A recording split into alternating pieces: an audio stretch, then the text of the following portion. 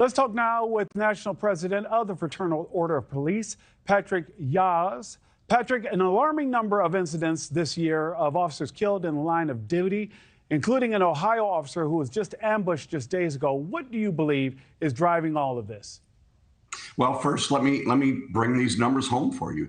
Last year, there were 378 officers that were shot in the line of duty. Of that, 138 were shot in 115 separate ambush attacks.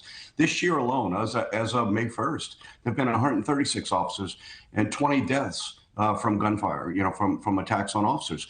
34 officers have been hurt and 26 separate ambush attacks. So this attack on law enforcement is a direct result, I think, of just the damage that has been done, the dehumanization of the profession of law enforcement over the past 4 years. And in reality, law enforcement officers are some 800,000 every day in this country go out and they protect communities they serve. So it's a time where we need to reflect and recognize that being a law enforcement officer is a very dangerous job, but a very needed profession, a very noble profession, and contributes a great deal to the quality of life we have within our communities. And this week in Washington, we are honoring those officers. And Patrick, every officer deserves to go home safe to their family at the end of a shift. A number of police departments across the country are warning about historic and even catastrophic staffing shortages that are even impacting response times. How much of an issue is this becoming across America?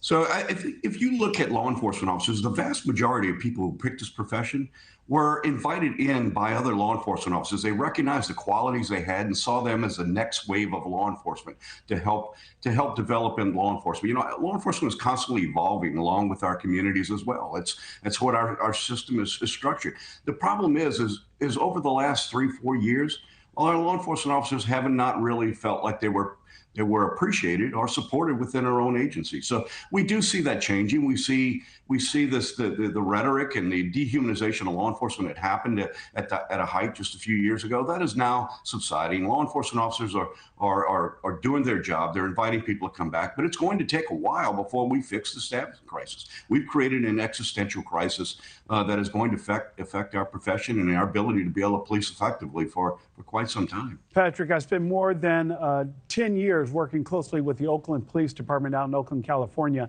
and I know that they changed recruitment efforts. How has the recruitment process changed in recent years, especially recently with the staffing shortages affecting police departments nationwide? Some departments like Philadelphia, and they're lowering fitness standards for new recruits. Do you see that as a necessary tool to boost recruit, or is it potentially risky? I absolutely do not see that as a viable option. You're asking law enforcement officers to be very professional and do a very demanding job. We're ordinary people who are called upon to do some extraordinary things at times.